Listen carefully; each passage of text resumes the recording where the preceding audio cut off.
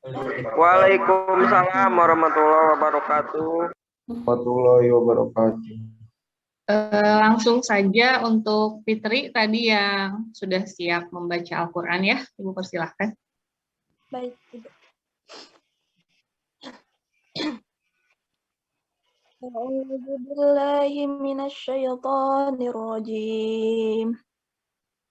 Bismillahirrahmanirrahim.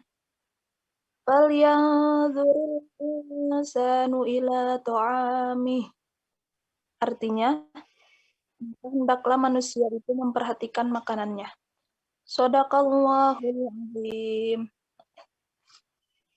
Ya, surat apa tadi Fitri? Surat 24, Ibu. Surat 24 surat apa? Surat Abasa ayat 24. Oh iya, surat Abasa ayat 24. Ya. Baru 59 yang bergabung, mungkin akan terus nambah. Sebentar Ibu balas WA dulu.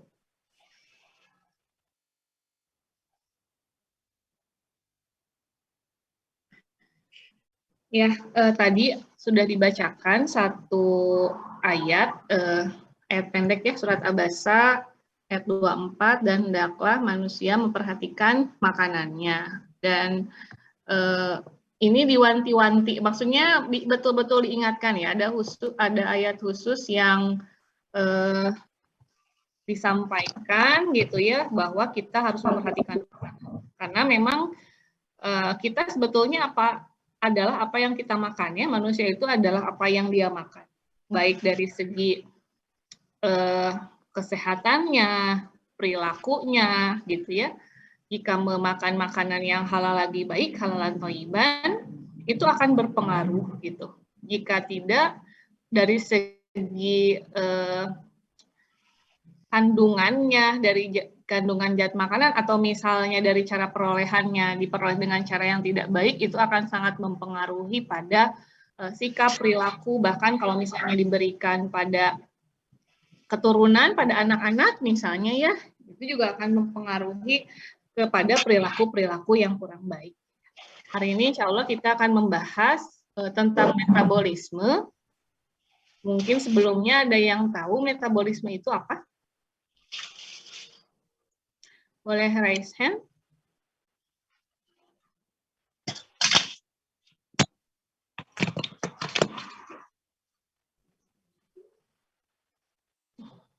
Ada yang mau menyampaikan metabolisme itu apa?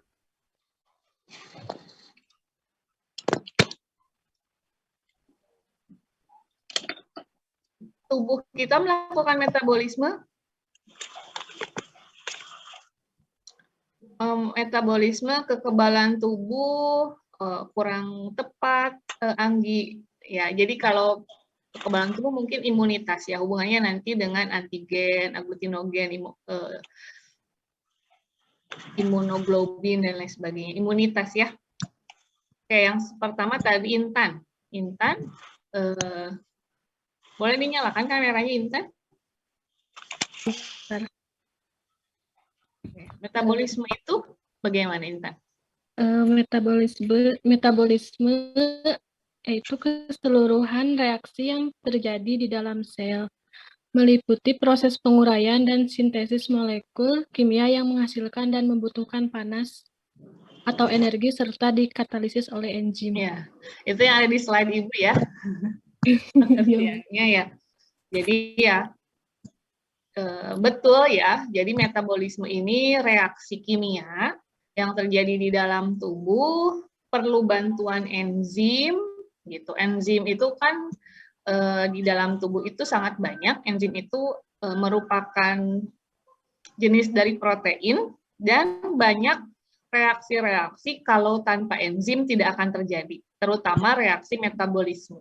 Jadi reaksi ini reaksi yang sangat kompleks, dan namanya reaksi nggak kelihatan ya, dalam tubuh nggak kelihatan. Kalau kita kemarin belajar sel itu masih kelihatan walaupun harus dilihat di bawah mikroskop ya. Jadi kalau sel itu mikroskopis gitu, tapi masih kelihatan. Tapi kalau metabolisme ini nggak kelihatan, sehingga kita membahas suatu hal yang abstrak. Walaupun demikian, kita membahas suatu hal yang abstrak, tetapi proses ini sangat terasa oleh kita, ya. Manakala kita memperoleh energi, gitu ya, untuk melakukan aktivitas, berarti terjadi metabolisme di dalam tubuh, gitu.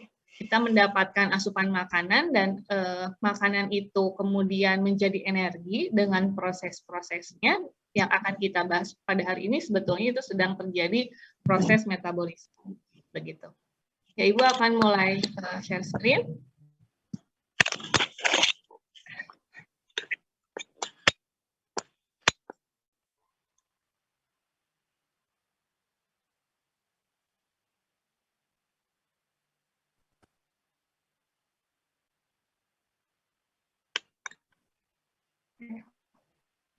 Bu.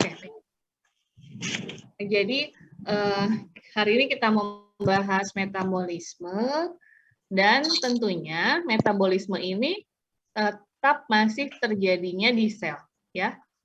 Perolehan energi, masih ingat kemarin organel apa yang berfungsi untuk menghasilkan energi?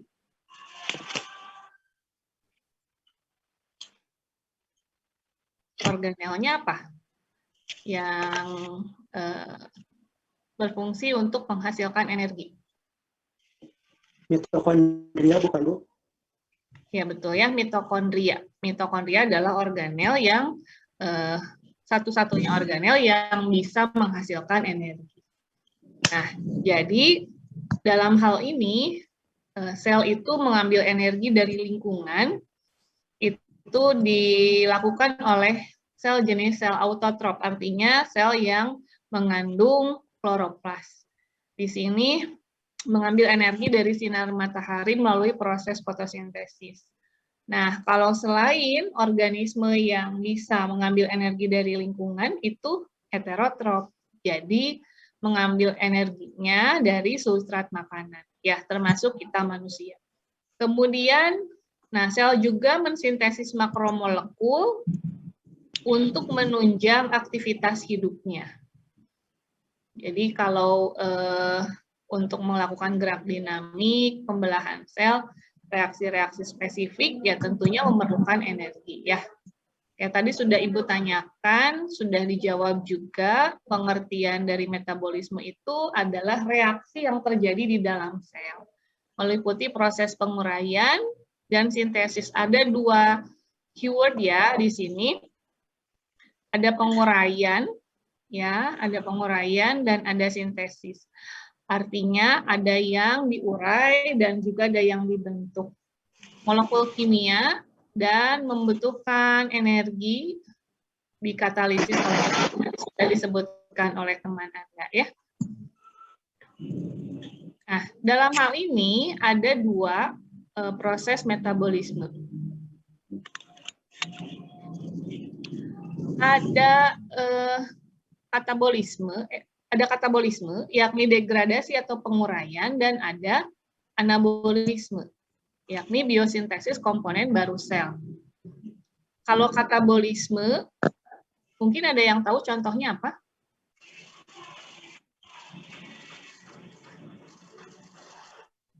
Contoh katabolisme? Mungkin tadi sudah baca ya slide-nya ya. Kalau Anda juga sudah baca materinya. Apa contoh katabolisme? Mulai berlangsung di dalam ya, Hilda, silahkan. Itu dia menjawab Ibu, kayak karbohidrat, lipid, sama protein. Itu bukan Ibu? Kalau itu biomolekulnya, itu yang diuraikannya. Kalau misalnya di sini ya, pengertian katabolisme itu degradasi molekul yang kaya energi, berarti yang Hilda tadi sampaikan, karbohidrat, lipid itu adalah yang diuraikannya, yang degradasinya.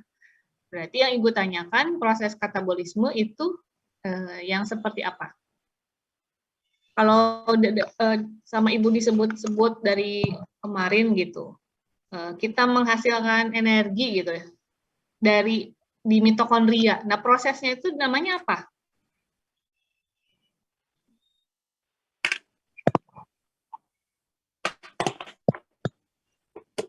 Proses penghasilan energi itu namanya? Menjawab lagi, Bu. Ya, silakan Hilda. Sintesis. Nanti di sini. Yang lain barangkali. Oke, terima kasih ya Hilda sudah mau menjawab gitu. Nggak apa-apa, nggak usah merasa bagaimana kalau salah, tapi Anda sudah berani menyampaikan. Mungkin yang lain? Izin menjawab. Ya, Fitri Izin, Ibu. silakan. Oh, siapa barusan yang duluan? Kadang nggak raise kan ya?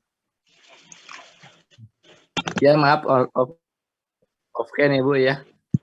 Ya, Ini silakan. lisis bukan? Apa?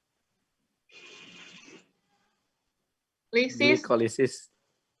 Oh, glikolisis. Glikolisis itu... Glikolisis. Glikolisis itu salah satu reaksi, memang salah satu reaksi di katabolisme. Nah, kalau glikolisis itu bagian dari rangkaian reaksi apa? Respirasi. Nah, ya itu ya, Yusuf ya, respirasi sel. Gitu. Jadi contoh katabolisme itu adalah respirasi sel. Respirasi sel itu kan proses pengubahan dari Respirasi. Ya, sudah proses pengubahan dari glukosa menjadi ATP. Nanti ada proses-prosesnya, gitu ya.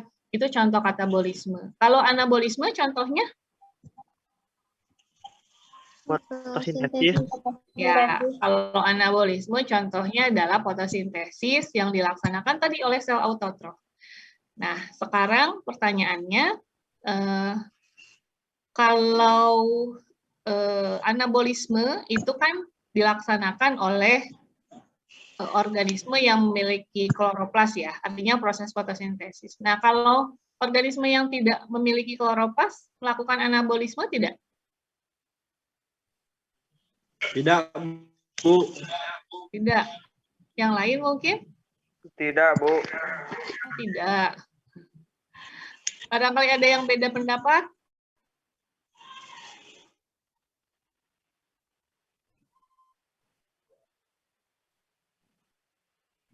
Gimana, Bu? Kalau anabolisme kan contohnya fotosintesis, ya. Fotosintesis kan kita tahu yang melakukan itu tumbuhan gitu ya, atau organisme yang mempunyai kloroplas. Nah, kalau manusia, hewan, pertanyaannya dengarkan. Manusia melakukan anabolisme tidak?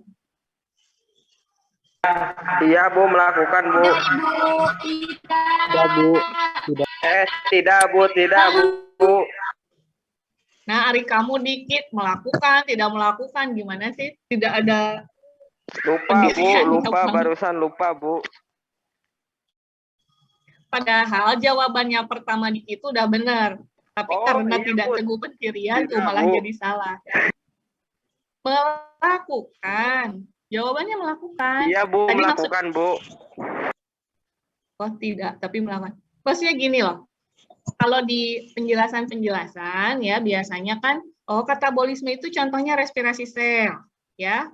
Anabolisme itu contohnya fotosintesis, ya. Dan anabolisme itu kita tahu fotosintesis itu dilakukan oleh tumbuhan.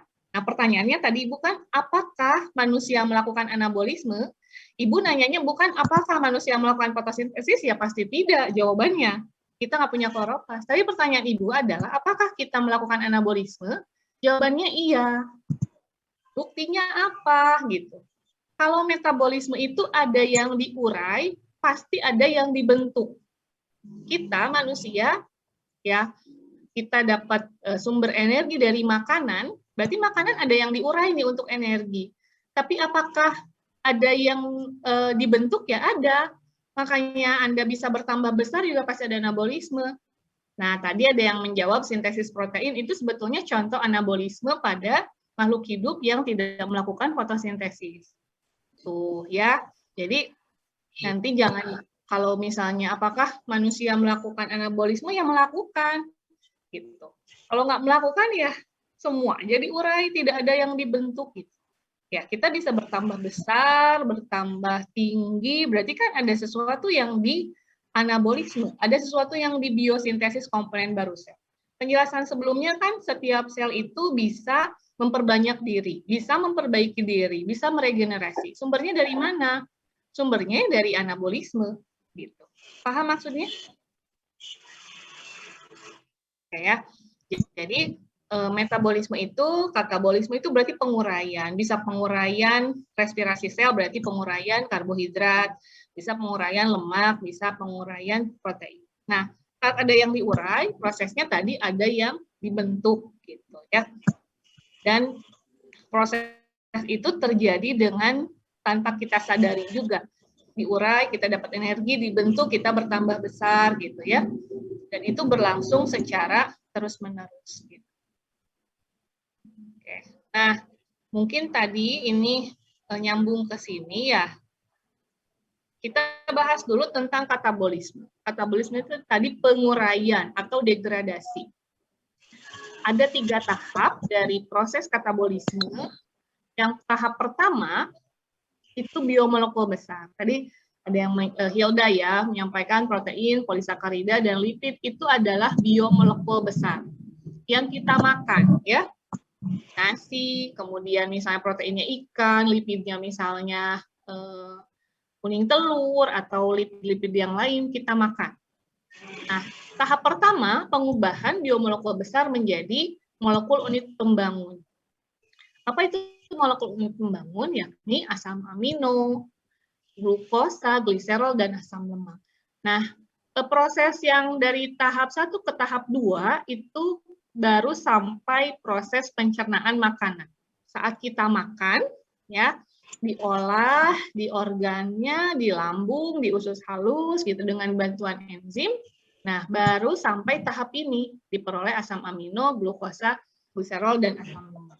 Nah, ini zat-zat ini ada yang langsung diedarkan ke darah, gitu ya, kayak glukosa kan kita perlu juga ya diedarkan ke darah, gitu ya, untuk tenaga. Dan pembentukan energinya di mana? Nanti glukosa darah ini juga dia akan masuk ke dalam sel.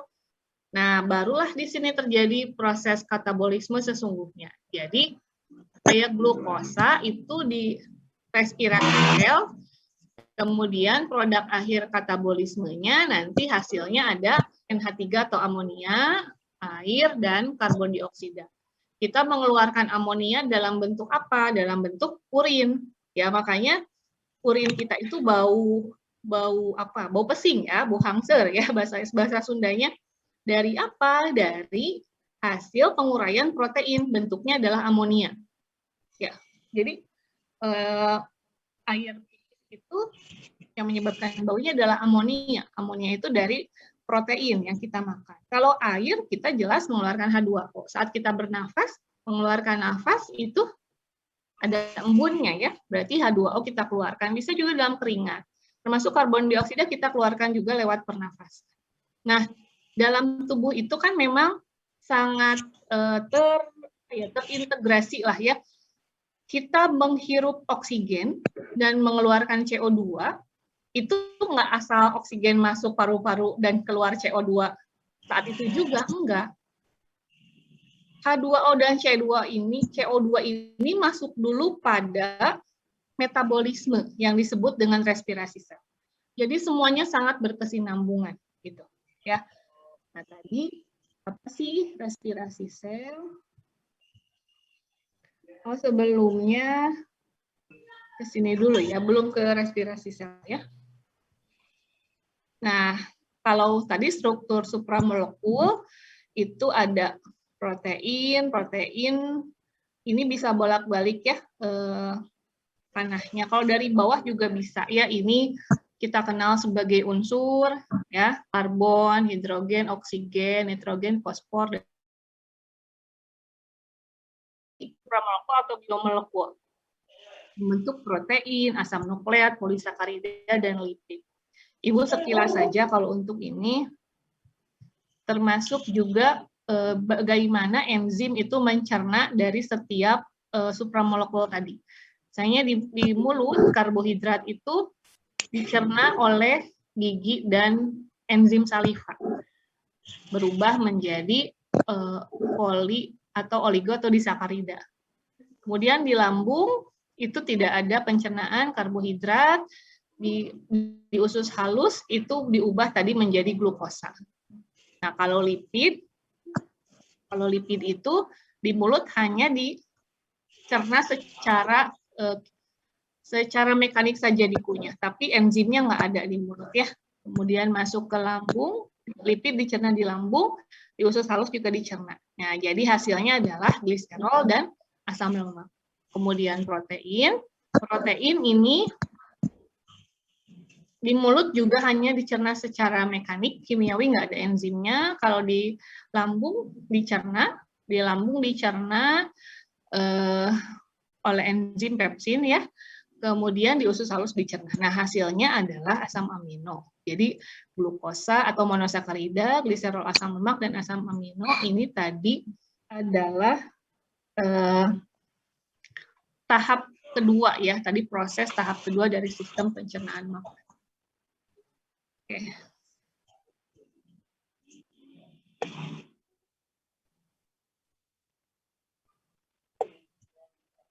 Nah, kita akan belajar bagaimana di alam itu ada kesetimbangan yang sangat dinamis antara makhluk hidup yang autotrop dengan makhluk hidup yang heterotrop. Di mana makhluk hidup yang autotrop berarti tumbuhan dan yang lain-lainnya yang mengandung kloroplas itu mengubah karbon dioksida dan air ya di ekosistem itu dengan bantuan cahaya matahari melalui proses fotosintesis diubah menjadi organik molekul, dalam hal ini karbohidrat serta oksigen. Kemudian karbohidrat dan oksigen ini dikonsumsi ya oleh makhluk hidup heterotrop. Di mitokondria ini diubah lagi menjadi CO2 dan H2O. Dan ini diubah lagi oleh kloroplas menjadi, ini kan berlangsung secara dinamis dan seimbang. Gitu. Karena sumber karbohidrat ya hanya dari tumbuhan saja. Dan tumbuhan juga memerlukan bahan untuk bisa dia membuat karbohidrat, yakni karbon dioksida dan air. Proses ini berlangsung sangat dinamis dan kondisi sekarang masih sangat memungkinkan ya kondisi seperti ini. Wallahu alam kalau tumbuhannya semakin berkurang, sawahnya semakin kurang karena dipakai perumahan gitu ya, apakah nanti sedinamis ini atau tidak, wallahu alam. Hanya kita harus betul-betul menyayangi gitu ya, menyayangi tanaman, tumbuhan mereka yang mensupport kita makanan sebetulnya dan yang menjaga keseimbangan ini di alam gitu.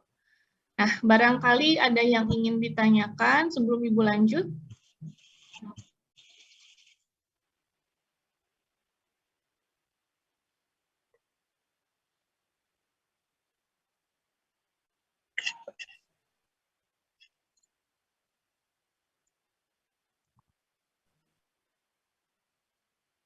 Silahkan kalau ada yang ingin ditanyakan boleh raise hand.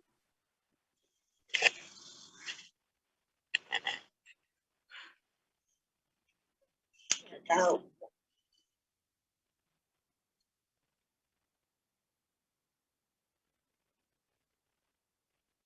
Nggak ada.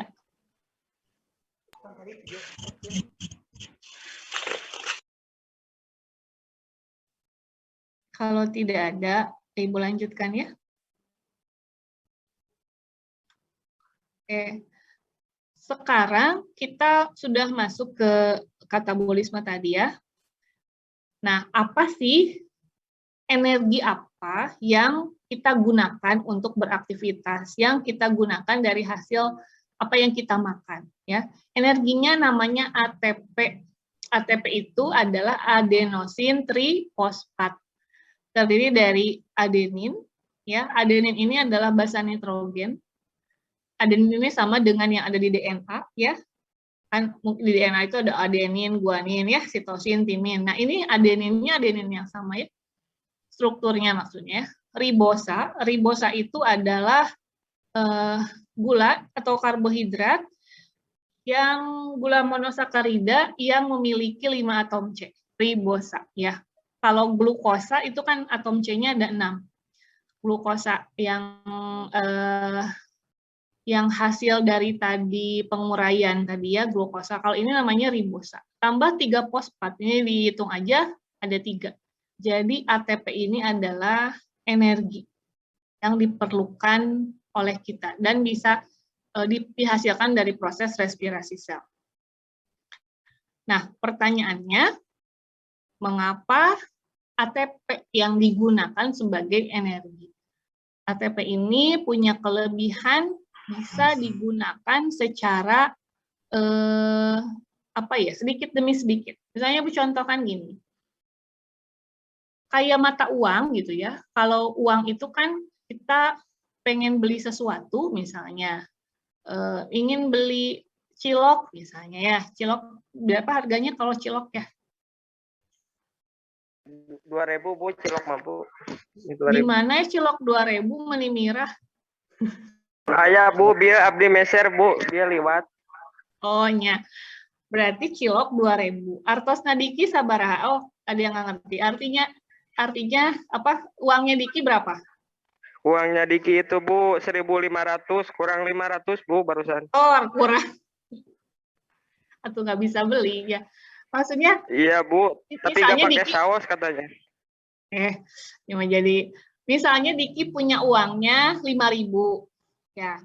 Diki punya uangnya 5.000, beli cilok 2.000, kan gampang. Si Mang Cilok kembalian 3.000 gampang kan? Kalau misalnya kayak dulu mah pakai emas gitu ya, atau pakai barang barter gitu. Misalnya kalau pengen beli cilok 2.000 pakai emas, kan susah. Nah, ATP ini kayak uang. Jadi kebutuhannya berapa itu bisa diberikan sejumlah itu. Misalnya mengedip ya. Mengedip itu kan perlu 8 ATP ya. Kita mengedipkan mata itu perlu 8 ATP. Nah, ATP itu bisa menyediakan hanya segitu saja.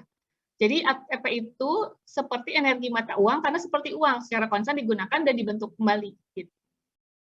Tapi kalau pakai energi karbohidrat dan lemak itu adalah energi simpanan yang tadi nggak bisa langsung otomatis digunakan. Gitu. Kalau tema perlunya 8 ATP adanya nih sampai ratusan ATP susah. Gitu. Kemudian keuntungan dari ATP tadi adalah menyimpan energi dalam jumlah yang kecil.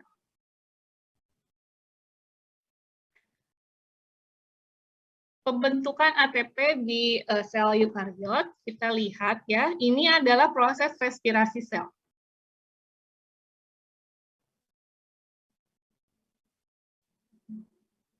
Nah, tadi, siapa tadi yang jawab ya, Ibu lupa. Nah, glikolisis itu adalah tahap pertama dari respirasi sel.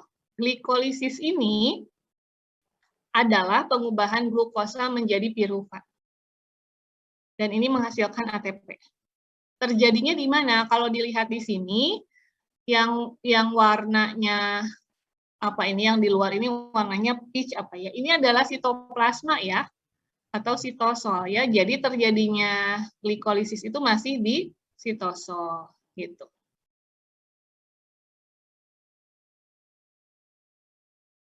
Nah, kemudian glikolisis itu menghasilkan NADH. Ya, NADH, tapi belum diproses, dia akan ngumpul di sini ya, masuk ke sini, akan masuk ke sini, NADH-nya.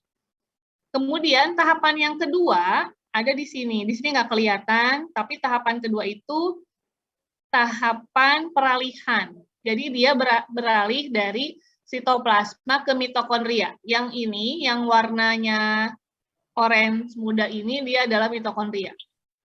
Proses yang kedua namanya dekarboksilasi oksidasi. Di sini terjadi pengubahan, kalau glikolisis itu glukosa menjadi pirufat. Nah, kalau dekarboksilasi oksidasi itu pirufat menjadi oksaloasetat. Kemudian tahap ketiga adalah siklus Krebs gitu. Nah, kenapa sih disebut siklus gitu? Karena siklus itu diawali dari satu titik dan berakhir di titik itu. Jadi kalau yang disebut siklus itu misalnya awalnya di A pasti berakhir di A, itu yang disebut siklus. Beda kalau proses linier seperti glikolisis, awalnya glukosa, akhirnya nggak di glukosa lagi, tapi di piruvat. Ya. Kemudian, nah, siklus Krebs juga menghasilkan ATP, juga menghasilkan NADH dan FADH. Ini belum diapa-apakan nih, masuk ke transfer elektron. Nah, reaksi yang keempat dari katabolisme adalah transfer elektron. Jadi di sini dihasilkan ATP paling banyak, ya. Transfer elektron itu menghasilkan ATP yang paling banyak. Kenapa? Karena di sini banyak terjadi konversi energi-energi yang dihasilkan dari glikolisis, dari transfer elektron, ini banyak energi NADH dan FA2 yang akhirnya dibuat diubah menjadi ATP, gitu. Ini baru ringkasannya. Nah, kita lihat ya satu persatu. Atau Ibu tidak akan menjelaskan sampai detail sih untuk tahapannya. Langsung saja ke sini, perolehan ATP. Dilihat lagi ya. Nah, glikolisis itu tadi yang pertama, pengubahan glukosa menjadi piruvat. Dihasilkannya 2 ATP. Tapi dihasilkan juga 2 NADH. Gitu. Selanjutnya, tadi dekarboksilasi oksidasi dihasilkan asetil-CoA. Ini reaksi yang kedua. Di sini tidak dihasilkan ATP ya. Nggak ada ATP, tapi dihasilkan juga 2 NADH. Selanjutnya, siklus Krebs, itu dihasilkan 2 ATP, juga dihasilkan 6 NADH dan 2 FADH. Nah, yang tadi, perolehan dari glikolisis tadi itu masuk ke sini, semuanya dikonversi ke sini. Penghasilan dari pengubahan konversi ini ditransfer elektron, atau nama reaksinya di sini oksidatif fosforilasi, elektron transport, itu 34 sampai 32, 32 sampai 34. Ada yang tahu nggak cara ngitungnya gimana? Ini bisa 32 sampai 34.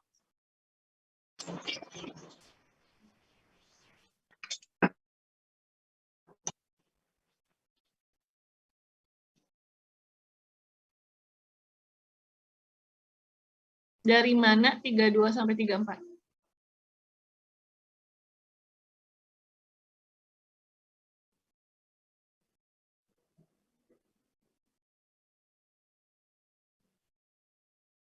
Kalau NADH itu berapa ATP?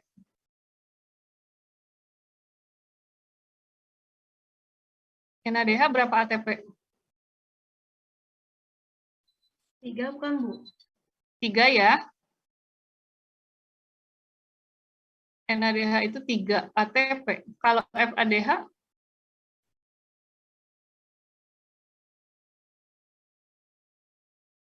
FADH berapa ATP? 2, Bu. FADH itu 2 ATP. Kita lihat, kita kalikan ya.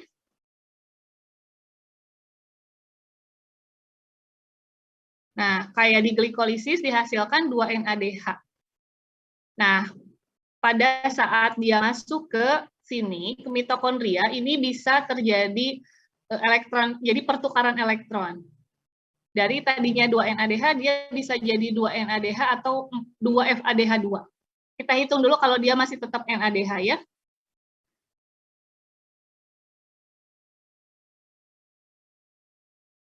Jadi dia 2 NADH dari glikolisis. 2 kali 3, 6 ya.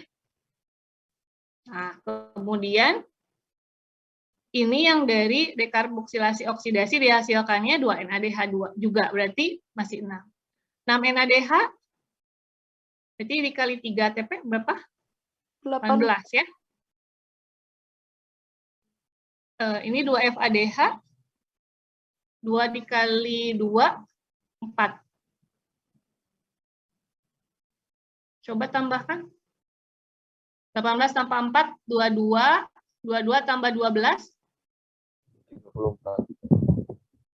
3, 4. Berarti sesuai ya. Nah, kenapa bisa 34 atau bisa 32? Karena tadi di sini saat dia NADH-nya masuk ke tadi bisa terjadi pertukaran elektron gitu, karena dia kan masuk dari sitoplasma ke mitokondria, itu bisa berubah jadi FADH. Nah, jadi di sini bisa 6, bisa 4. Makanya kalau di sininya FADH 4 berarti hasilnya kan 32 gitu. Itu yang didapatkan di transfer elektron. Sehingga kalau dijumlah dalam satu molekul glukosa, ya, respirasi sel yang dihasilkan dari satu molekul glukosa itu di glikolisis dihasilkan 2 ATP, di siklus Krebs 2 ATP, di transfer elektron 32 atau 34. Jadi per satu glukosa maksimum 36 sampai 38 ATP. Tadi pahami ya? Nah, silahkan barangkali ada yang ingin ditanyakan.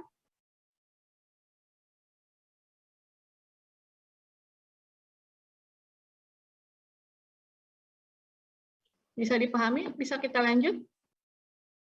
Ya. Lanjut Bu, lanjut. Ya. Nah, sebetulnya Ibu hanya menjelaskan rangkumannya. Karena kayak glikolisis saja, itu ada 10 tahap. Glikolisis ada 10 tahap reaksi ya.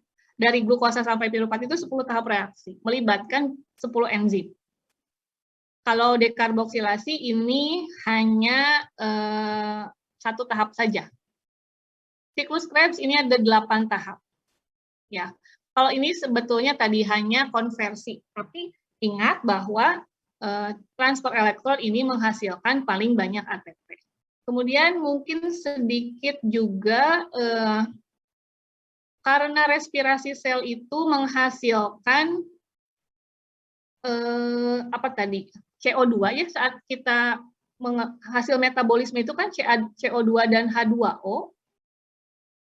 Ya, dari mana CO2 dan H2O?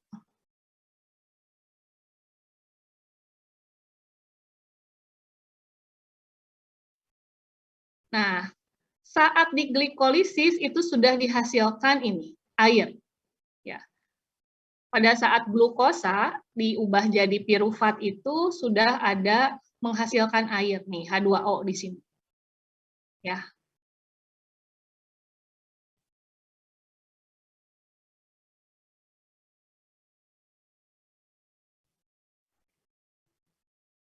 Ini tahap glikolisis ya, ada 10, cuma ini hanya ada 5 di sini. Kemudian, nah, pada saat dekarboksilasi oksidasi dihasilkan CO2. Tuh.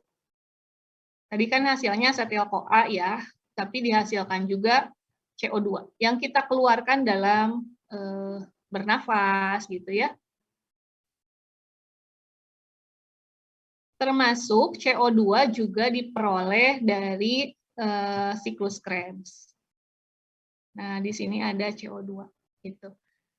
Jadi kita bernafas itu memang kita kan arti bernafas itu menghirup oksigen dan mengeluarkan karbon dioksida. Tapi tadi sekali lagi oksigen yang kita hirup itu nggak langsung dikeluarkan jadi CO2 loh. Prosesnya ya sekompleks ini gitu. Prosesnya melalui tahap glikolisis dulu, tahap dekarboksilasi oksidatif dulu, tahap siklus Krebs dulu, tahap transfer elektron dulu, baru keluar CO2. Itu adalah reaksi-reaksi metabolisme yang terjadi di dalam tubuh gitu, dan sekompleks itu. Kita memahaminya juga perlu waktu yang lama ya. Memahaminya, menjelaskannya, mungkin Ibu menjelaskan ini entah berapa ratus ATP yang perlu Ibu keluarkan gitu, termasuk Anda memahami penjelasan Ibu. Tapinya ini proses ini seolah-olah ya hanya gampang-gampang saja gitu ya di dalam tubuh, padahal ini proses yang sangat kompleks. saat terjadi metabolisme di dalam tubuh, gitu ya, sel semua bergerak, sel melakukan aktivitasnya dengan sangat baik, gitu, dan menghasilkan energi bagi kita, bagi tubuh kita. Nah, itu contoh dari katabolisme yang di sini contohnya Ibu ambil proses respirasi sel. Oke, silahkan kalau ada yang ingin ditanyakan.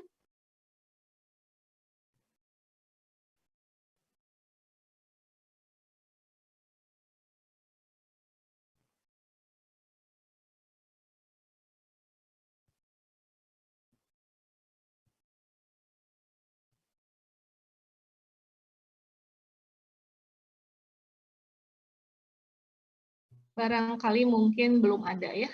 Apa ini teh bingung, apa udah ngerti? Mudah-mudahan ngerti ya.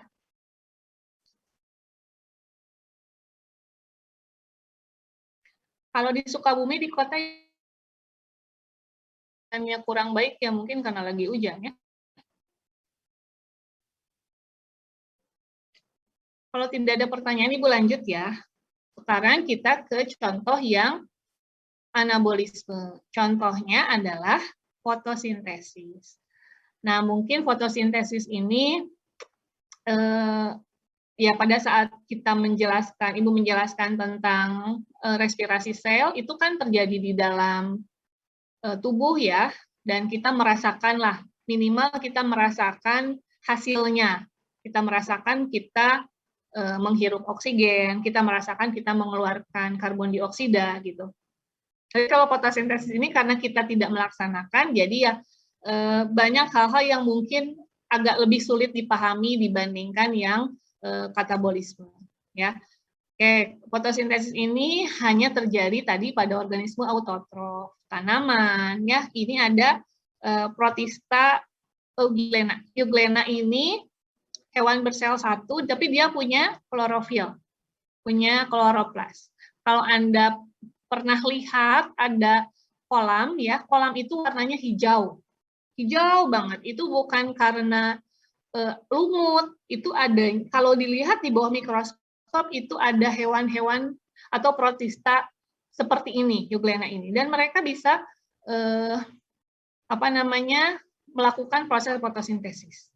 Tapi nggak ada sih yang mau makan ini, nggak enak juga ya minum air hijau itu gitu ya. Mending makan sayur aja lah gitu. Kemudian ada alga multiseluler, kemudian ada bakteri ya, cyanobacteria dan bakteri di sini mereka juga melakukan proses fotosintesis. Kemarin kita sudah bahas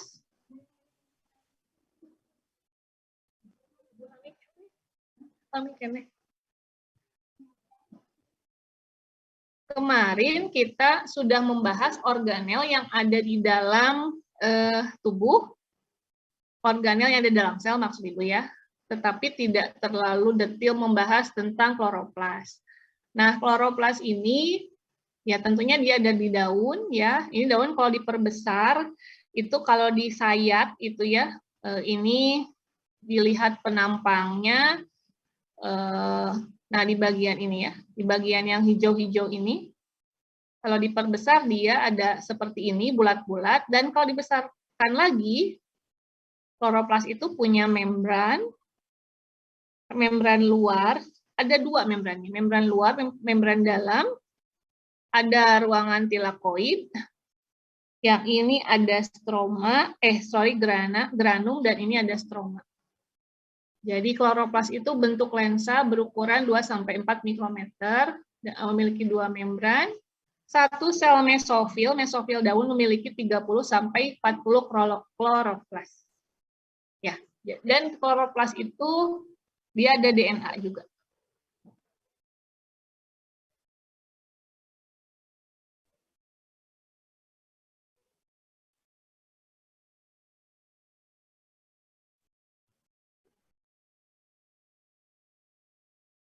Oke, ini kalau untuk struktur detail mungkin tidak Ibu jelaskan. Nah, reaksi fotosintesis, kalau kita kan tahunya reaksi itu 6 CO2, ya, 6 karbon dioksida tambah 6 air dengan bantuan cahaya matahari menghasilkan glukosa dan 6 oksigen ya. Ini reaksi singkatnya gitu. Dan sebetulnya reaksi itu yang sudah diperdetil itu ada 2 reaksi.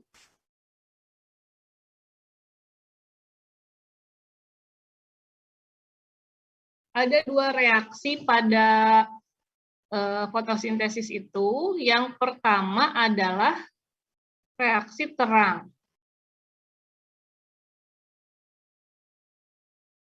Jadi reaksi terang, ya ini reaksi terang ini terjadi pada siang hari memang ya, memerlukan cahaya matahari ya. Pertama ini mengubah air menjadi oksigen. Nah kalau yang respirasi tadi sel tadi penghasilan air dan CO2 ya. Kalau ini menghasilkan oksigennya di fotosintesis itu pada reaksi terang. Ya, pada reaksi terang itu juga dihasilkan ATP untuk apa? Untuk energi di reaksi gelap. ATP, NADPH, nah masuk ke siklus Kelvin gitu. Siklus Kelvin ini barulah menghasilkan C6H12O6 atau menghasilkan gula, dan ini memerlukan CO2. Jadi kalau pada fotosintesis di reaksi terang itu bahannya air, hasilnya oksigen, sementara reaksi gelap bahannya CO2 dan hasilnya adalah gula. Artinya, suka begini kan, kenapa sih kita tidak boleh meletakkan tanaman di dalam rumah? Boleh sih, tapi jangan terlalu banyak. Ya, karena tidak dihasilkan oksigen pada saat malam hari. Tumbuhan itu menghasilkan oksigennya pada saat mereka melakukan reaksi terang saja di siang hari. Sementara malam hari tumbuhan itu fokusnya menghasilkan karbohidratnya ya. Kalau padi itu menghasilkan berasnya gitu ya. Kalau jagung menghasilkan jagungnya itu pada reaksi siklus Kelvin atau Kelvin cycle gitu. Tapi sekarang banyak ya orang yang menyimpan tanaman dalam rumah itu kayaknya udah jadi ngetren banget ya. Kalau rumahnya luas gitu terus ya nggak masalah sebetulnya, oksigen masih banyak tersedia.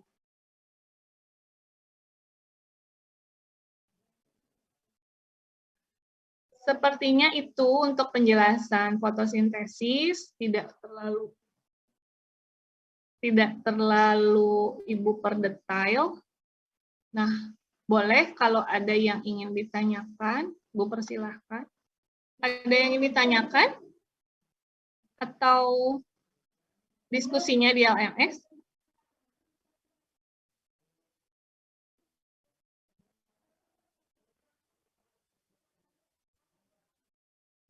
Mungkin diskusinya di LMS saja ya, Bu. Oke, baik ya. Betulnya materi intinya sudah tersampaikan semua untuk metabolisme ini. Ya, tadi metabolisme ini jadi memang kita perlu semacam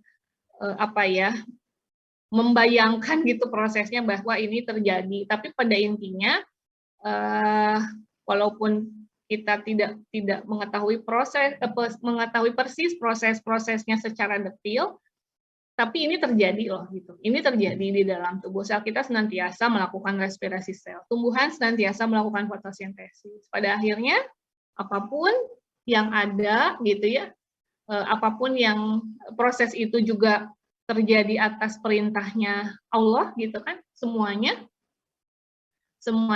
pada akhirnya diperuntukkan untuk kita manusia. Jika proses itu tidak terjadi ya tidak akan ada kehidupan gitu. Misalnya fotosintesis tidak ada, ya nggak akan ada gitu. Makanan untuk kita. Jika respirasi sel tidak ada, makanannya ada, tidak akan ada energi. Gitu. Kita balik lagi pada apa yang kita bahas ini, bukti kasih sayang Allah kepada kita. Makanya jangan berhenti untuk mensyukuri segala sesuatu yang sudah Allah berikan kepada kita. Bersyukur itu, alhamdulillah itu adalah bukti syukur, tapi yang paling mudah diucapkan. Jadi biasakan apapun kita dapat rezeki apa, kita makan apa gitu ya, kita bisa melaksanakan apa, alhamdulillah udah wajib kita bilang. Tapi yang lebih lagi syukur itu adalah saat kita tahu bahwa banyak nikmat Allah beri ke kita lebih mempertinggi, kita lebih menaikkan lagi ibadah kita kepadanya. Ya, gitu ya. Mungkin itu saja yang bisa Ibu sampaikan. Hanya sekitar 1 jam kita membahas ini. Boleh selanjutnya di diskusinya diteruskan di LMS. Ya, terima kasih atas kehadirannya. Kita ketemu lagi minggu depan, kalau tidak salah struktur tumbuhan. Mungkin Ibu tawarkan, ada kelompok yang siap presentasi? Karena kalau Ibu milih, nanti milihnya dari apa gitu ya. Milihnya dari apa? Mungkin ada nggak kelompok yang kemarin siap untuk presentasi? Masih ada waktu seminggu ya.